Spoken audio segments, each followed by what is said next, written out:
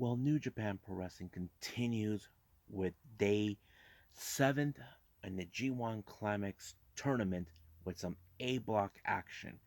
We even got, of course, NXT UK with stories being built up, what championships will be on the line, and what should we be paying attention to.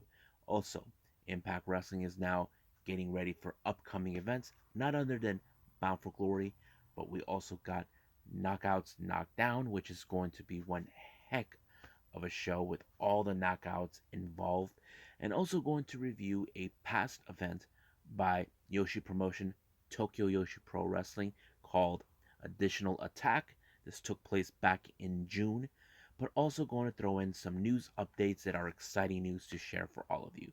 So let's get started with another episode of Deleted Wrestle Zone.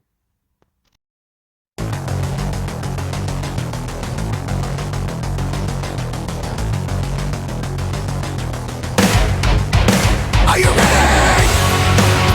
Get up, get up. Get up, get up. Get up, get up. Get up, get up. Get up, get up. Get up, get up.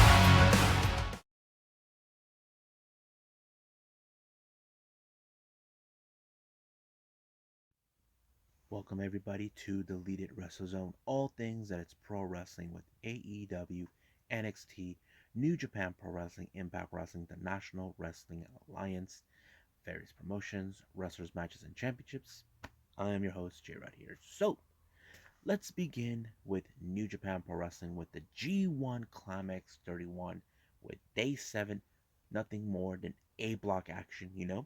So, as you know, Yujiro Takahashi has been set up in a special match since we all know Tetsuya Naito is out due to the injury sustained in Day 1. So he is going to face LIJ member Bushi. Now, it wouldn't surprise me because if you guys know this, Bushi is a junior heavyweight. You probably say why they couldn't put someone who's not involved, like Yujiro Takahashi, uh, Yuji Nagata, or something. I don't know, but it kind of fits perfectly for this match. But I'm very happy with it. However, I think they're giving Yujiro a bigger push because, as you know, he is now involved with House of Torture, part of the sub faction in Bullet Club. So he actually did one. It was great, but he does automatically get 2 points, from my understanding. Let's see. Now we get to the 4 matches involve the A block. Oh, hold on a second. I need another thingy. Okay, here we go. Now, the first match, we have Tangaloa taking on Tomohiro Ishii. Now, this was brought up, and I didn't notice by the commentators. Ishii already lost his first 3 matches. However, he always wins his 4 matches. Now, this isn't the first time. I looked it up. I'm like, holy cow, it's true. Now, any good thing could change, because his record stands. But having him do this, it was great. Now, did I expect Ishii was going to win? The answer to that, it was a 50-50 chance because of it. But he did win, and he pulled it off greatly. Now, do I think he has, excuse me, hopes in making it in the G1? The answer to that is no. But it's great that he finally got his win. The next match. Now, I have to say this is one of the best matches of this tournament for the A block. The Great Okan taking on Zack Sabre Jr. Now, this was a tough challenge for Zack Sabre Jr.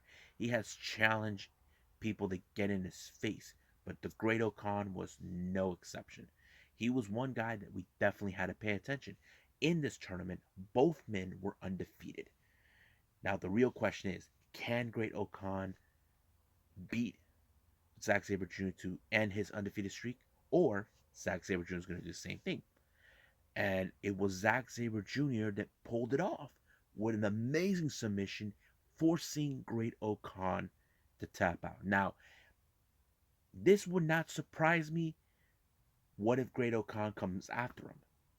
Now, I have to say, because of this match, I started to think, okay, Zack Sabre Jr. could be one of the potentials to win the G1 Climax. But I was also looking at Great Khan as one of them too. But right now, it appears like it's going to be maybe Zack Sabre Jr. But I'll explain that in the point system. Our next match, well, this one is a very unique match. It's Toru Yano taking on, of course, the Golden Star, Kota Ibushi. Now, you all know Yano, he's a very trickster. He likes to pull up tricks. He brought in a bag. They presumed there was stuff in there, but he used that to cover Ibushi's head. But of course, it was so funny. It was unique. But Kota Ibushi pulled it off when he pulled the Kamigoye on Yano to win the match. Now, our last match is Kenta versus Shingo Takagi. What an amazing match. Now, Kenta, he can exploit a weakness no matter what. He exploited the injured arm, the sort of injured arm that Shingo obtained by Zack Sabre Jr. And it kind of fits in the mold where Kenta will do anything to win. However, Shingo had to sacrifice himself to pull off the pumping bomber before doing the last dragon to end the match and winning him the night of the match. Now, let's see what's going on in the A block point system so we can understand. Kota Ibushi, it has 2 wins and 2 losses, so that's the total of 4 points. Shingo Takagi only has 3 wins and 1 loss with 12 points of 6. Zack Sabre Jr., 8 points. He is undefeated. He is right now at the top of the A block, who I think that could win. Now, Shingo could be one of those guys too. Now, Toru Yano, on the other hand, he has 2 wins and 2 losses. That's 4 points. Tomohiro Ishii, 1 win, 3 losses, 2 points only. Yujiro, 2 wins and 2 losses. That's 4 points. Tangaloa, 1 win, 3 losses. Kenta, 2 wins and 2 losses. And Great Khan, 3 wins and 1 loss. I have to say it's very interesting how it is. But right now, my gut is telling me Zack Sabre Jr. could actually win this tournament. I don't know. It would be nice to see him finally getting an opportunity to go to Wrestle Kingdom. But the real question is, who most likely could get to the finals in the B block? We'll find out on the upcoming episode involving B block action.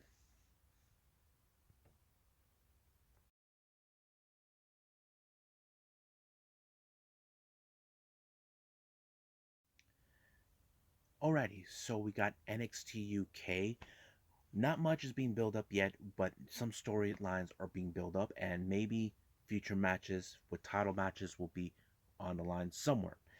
Our opening match involves Mustache Mountain, Tyler Bate, and Trent Seven taking on Ashton Smith and Oliver Carter. Now, this is something that Trent has been looking forward to it because they're trying to get back in the hunt for the tag team action.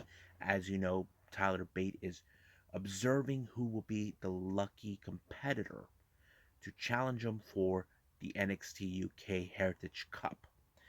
But I have to say, the match was great. It showed a lot. Now, to me, I would have assumed Carter and Smith would have been the most likely to one to give themselves an extra boost, to give them the much push that they deserve. However, it was later shown somebody else showed up observing the match, but however, they were attacked by Dave Mastiff and Jake Stars. Don't know what was going on with them, why they did it.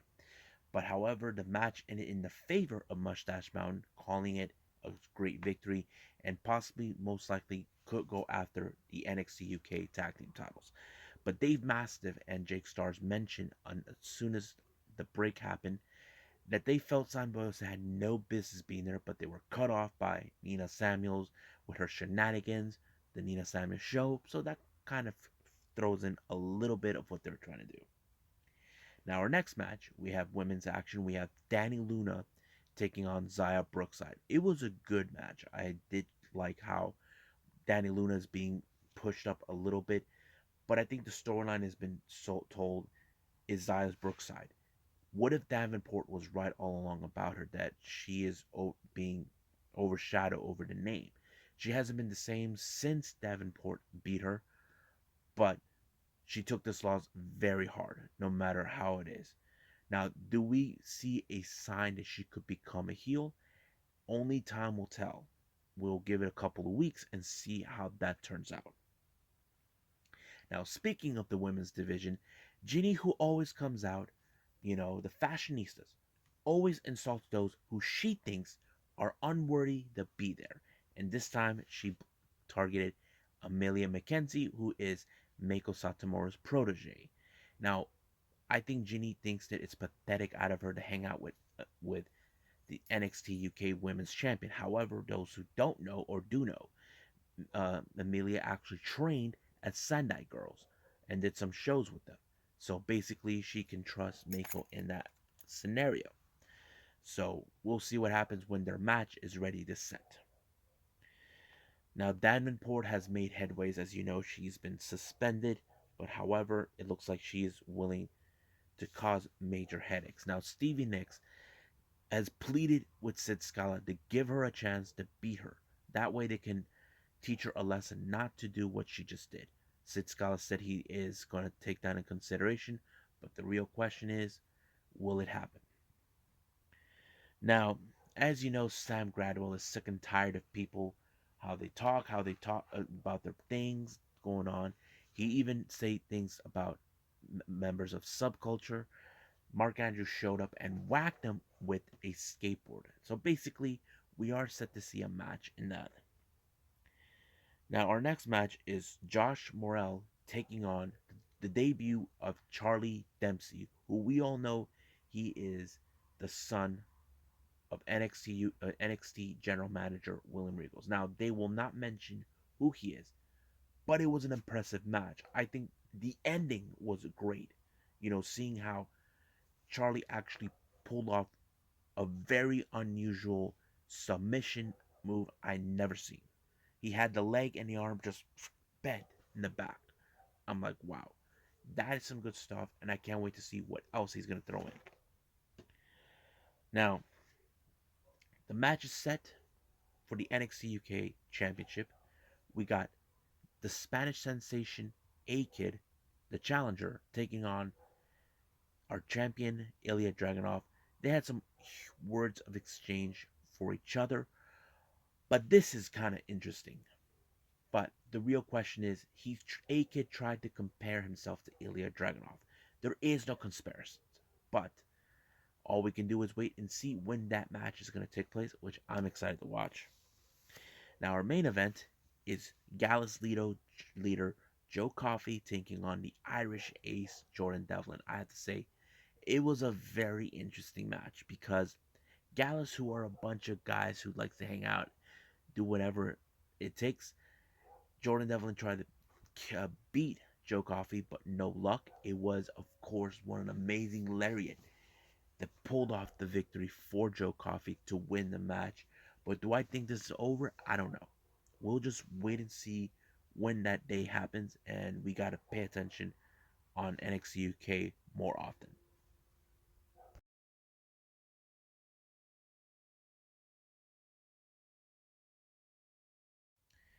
Okay, so we got Impact Wrestling. As you know, we're getting set for Bound for Glory, but also the Knockouts are getting ready to do their show.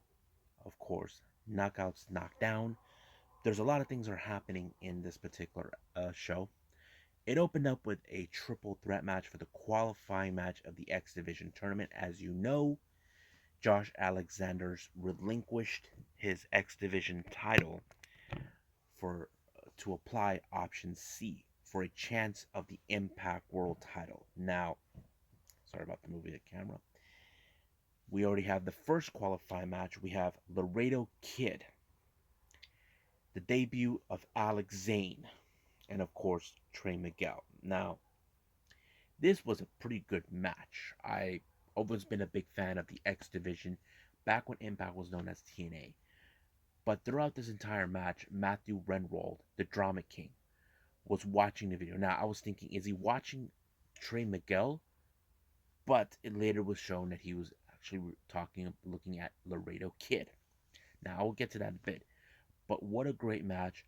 And of course, in the end, it became Trey Miguel who picked up the victory. Now, he is one of the fan favorites that could most likely win the X Division title. And I think we could see that happening too. Now, as soon as this match was over, Renwall put out a video package talking about Laredo Kid. He thinks that no one understands him because of the mask wearing. I don't know if he's playing like, I think they're playing this good psychological character that thinks that Laredo is lost, that he needs to be enlightened. I'm like, well, I don't know how Laredo Kid's gonna deal with it, but we're gonna see. Now, Sammy Callahan earlier in the day was attacked by Moose and he was out of action due to a leg injury. So practically, of course, he won't be there to back up Eddie Edwards while he's in a street fight against W. Morrissey. But Eddie Edwards put out some interesting words too about Morrissey, what he's going to do to him, and all this other stuff for all the pain he's been causing. Now, this next match is the number one contendership for the Impact Wrestling Knockouts Tag Team titles. We have the Influence Tennille Dashwood and Madison Rayne, along with Caleb with the K, taking on Rachel Ellering and Jordan Grace. It was a very interesting match. Now, these we know that Grace and Ellering were previously the Knockouts Tag Team Champions before, but we're seeing now that this is going to end up in a good way. As I always suspected, Caleb with the K was going to show up and try to, of course, get himself involved in this match no matter what. And of course, it did pay off, allowed for Dashwood and Rain to win the match. Now, as you know, last week we saw the return of the fallen angel Christopher Daniels. Now, what was his point of doing this? I don't know. Josh Alexander thought in his mind that he was there to help him, but Christian said the only reason I was there was to make sure nothing happens to you, because they are going to face each other in Bound for Glory. Now, once again, the most professional wrestlers are trying to get his troops to be in good physical health, but they're a bunch of nitwits.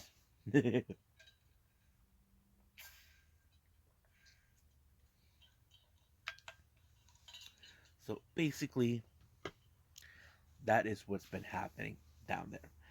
But I enjoyed everything. It's just too darn funny. Now, the Good Brothers right now, they have been dominant. They beat every team. So they set up a number one contendership. This time, they're asking for the Bullet Club, even though they're upset that they're not being recognized as Bullet Club, taking on Finjuice. Winner of those two teams will get a shot of the Impact World Tag Team titles. Now, this thing between Deonna Purrazzo and Mickie James went a little more personal. I think they're telling the story how Deonna Purrazzo felt that Mickie James disrespected her, took or stole her moment, and this time she wants to make it more personal by going to her farmhouse, attacking her, and all this and that. But it wouldn't surprise Mickie James would do the same thing at her place. Now, Finjuice are excited that they're going to take on the Bullet Club, but this time they got reinforcements. They brought in, of course, Chris Sabian, who is not a fan of the Bullet Club. So the real question is, when is that going to happen? Next week. Now, our next match is Madman Fulton, along with Ace Austin taking on Christopher Daniels. I have to say, what a match. Even though it looked more like Madman Fulton's a huge dude, but Daniels was able to pull it off. However, Ace Austin got himself involved, but Josh Alexander took care of him. And it was a good match, allowing for him to win the match completely. Excuse me. With he ended it with the best moonsault ever. And I like it. I've always been a fan of that move. However, now as you know, Swingers Palace recently are upset that Bound for Glory is going to take place in Las Vegas, Nevada. He's trying to convince them not to go. However, the more got them good. Swingers Palace is an illegal gambling with no gambling license of the state of Tennessee. So he's demanding them to shut down. But the real question is, are they? I don't know. Swinger will never let that happen, but we'll see. Now, Ace Austin and Madman Fulton were not happy with the result of the match. So basically, the more set them up in another tag team match against Christian Cage and Josh Alexander. So this is going to be an interesting match that we definitely got to see. This is going to take place next week. Now, Violent by Design are, as you know, are more concerned about Rhino's giving into the sickness, and basically he wants an answer. But then all of a sudden, we saw the return of Heat. Yes, him. I got kids. He showed up, took care of business. However, Rhino was conflicted. We don't know where this is going to lead. Now, if you may have heard already, Impact Wrestling is now setting up a brand new championship, the Digital Media Championship. This is great. It's going to start on the tournament is going to take on the 5th of October. I'm excited for it. It's going to be great. I hope I get to see it myself.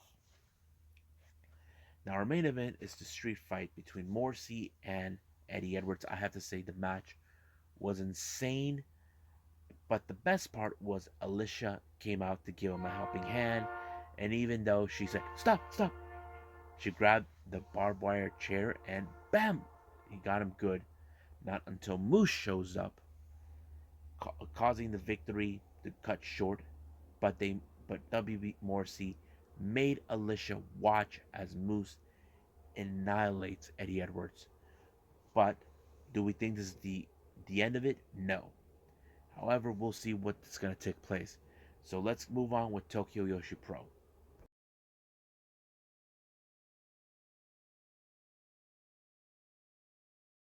Okay, so we got this past event by Tokyo Joshi Pro Wrestling, Additional Attack 2021. This took place on the 17th of June.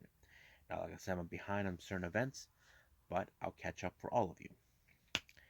Now, the first match is a 8-woman tag team match. We got first team Arazu Endo, Moka Miyamoto, Aruna Neko, and Zuzumi taking on Pom Marajuku, Raku, the Bakuretsu sisters, Yuki Anio, and Notaka Temna. It was a good match because, I'm a fan of the Bakuretsu sisters. They are one of the most toughest individuals. Now, Raku and Palm, they're okay. I've always viewed them as maybe not the bigger stars, but they're getting there. But it was Raku who actually picked up the victory. It was great. I think she should be someone we definitely pay attention to. Our next match is a singles match. We have Kaya Toribani taking on Shoko Nakajima. Now, Kaya, according to the commentators in the English section commentary, that she made her debut in Cyberfight in the pre-shows. I did not know that, but it was a good match between these two. I have to say it was great, but in the end, it was Shoko Nakajima who won this one. Excuse me. Our next match is, of course, a tag team match. We got Mahito Kinru teaming with Mio Watanabe taking on Nao Kakura and Yuki Kamifuko. It was an interesting match, but there was a misfire by Now to Yuki. They almost could have lost the match, but however, I almost been impressed with my Miyu Watanabe's strength. Picking up 2 women on her own, it was great. But in the end, it was Yuki Kamifuka who won the match. Our next one is a singles tag team match. We have Yuki Arai, who recently made her debut not too long ago, taking on Mirai uh, Mayumi. I have to say it was a good match. It showed a lot of character, but it was Yuki, who's new at this. Unfortunately, lost when she was put in a submission move, and of course, she had no other choice but tap out. Our next match is a tag team match. We got Hyper Misao teaming with Rika Tatsumi taking on the Magical Sugar Rabbits, Mizuki and Yuka Sakazaki. I have to say it was a very interesting match because the Magical Sugar Rabbits are one of the most favorite tag teams in Tokyo Joshi Pro, but it was them who picked up the victory. Excuse me. But I loved it. Now, our first title defense we have is the International Princess title between challenger Marika Kobayashi taking on Hikari. Now, this was a good match because it showed this was, of course, Hikari's first defense. She did not blow it. I have to say I was impressed by her. So she's definitely one we got to pay attention. Then finally, we get to the Princess Tag Team titles between Maki Ito, Miyu Yamashita taking on Neil Bichikigun, May St. Michelle, and Sekasima. I have to say it was a good match. I love the storylines on this one. I'm like, but however, it was Saki-sama who put Miyu in a submission, but the ref had no other choice but to call the match. However, because of this does give her an opportunity for a shot of the Princess of Princess title, which Miyu Yamashita holds. But I cannot wait to see what that match is going to take place. I'm kind of excited to see where it's that going to go. So right now, let's move on with some news updates.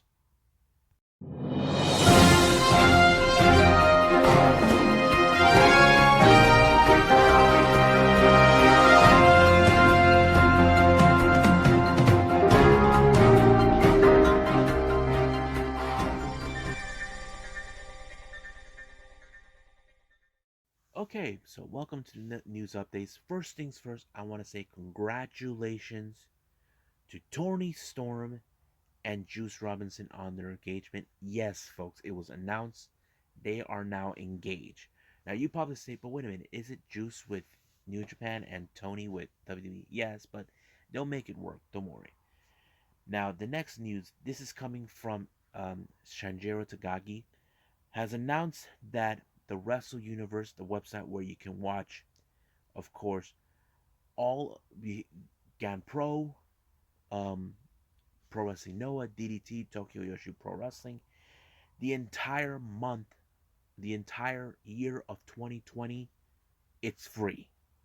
You can register onto Wrestle Universe and you can subscribe this. You can see many of their live events. Now, this is very good news to see. I'm kind of considering it, but we'll see what happens because I'm kind of curious to see. Now, the kind of shows you can see from them, there's only four. There's, of course, the DDT Pro Wrestling Noah, Tokyo Joshi Pro, and Gambari. These are the shows you definitely got to mix. So go to WrestleUniverse.com and you'll see what it is. I think it's www.wrestle-universe.com. So that's how it is. You can look it up. Now, as you know, the last time when I made a news update in the last episode, Jungle Kiona has made the announcement that she will be leaving Stardom, which was today.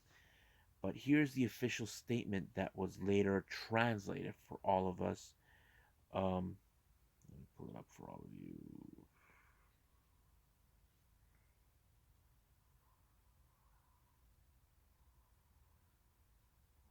Where is it?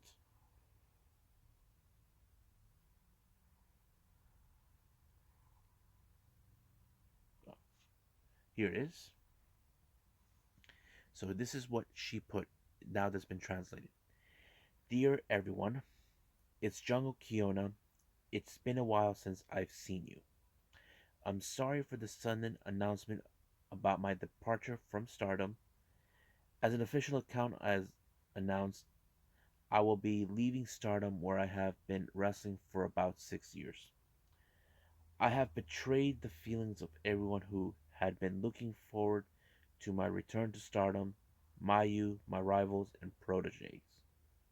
I'm truly sorry, but I'm definitely continuing to move forward, and I wanted to gain more experience and grow a lot as a person and as a wrestler.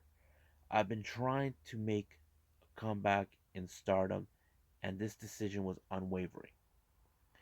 I will definitely make returning professional somewhere on Earth. The ring is interconnected, so I'm sure I'll be able to meet the stardom wrestlers again somewhere. And finally, the most important thing I want to say is that stardom is my passion. The players, the staff, Mr. Ogawa, I think I was relatively a good girl, but I also caused a lot of trouble. One day I came back from a, On the day I came back from Africa, I was warmly welcomed, and there were jungle fans who cheered me. Thank you so much for your irreplaceable memories of my 6 years at Stardom. I will never forget them. I will always love every single one of you, and I was really glad that my last match with Stardom was tag team match with Mayu in my hometown of Nagoya, a place I have deep attachment towards. And I hope to see you again someday, somewhere. I hope that you will support the path as Jungle Kiona in my new stage. So it seems that she made this decision. It was not easy, but it is telling us that she wants to continue as a wrestler somewhere else. Now we don't know where, but I'm looking forward to see what is next. Now, I know some of you are saying, does this mean she's going to AEW? We don't know. There's a lot of opportunities that she can go to. Is she going to go into promotion in Japan? I don't know. We'll see what happens. Like I said, let's just support her decisions. Now, the latest news has come around from GCW. Mick Foley is going to make a special appearance at GCW on the 9th of October for Fight Club, which is the event where John Moxley takes on Nick Gage for the GCW World Title. Now, for all of you guys know, Japanese deathmatch star Rina Yamashita will be coming to GCW for two shows, making her debut on the 12th of November for Evil Deeds, and also will be part of the Nick Gage Invitational 6 on the 13th of November. This is going to be good. She is one of the most toughest women in the deathmatch scene. You may have seen her, I may mention her on Pro Wrestling Freedoms, but she had an event that I witnessed at Ice Ribbon. But I'm excited what she's going to do.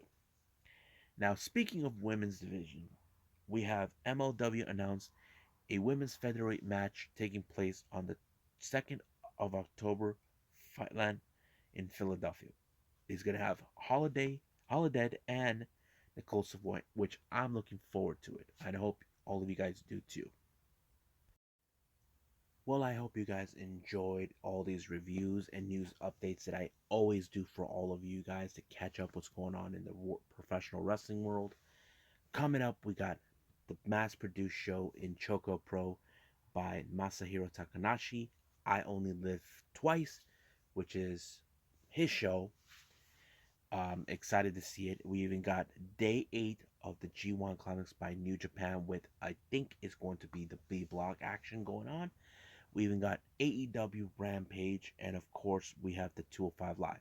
Now, if it's possible, I will throw in a new event that just happened already recently.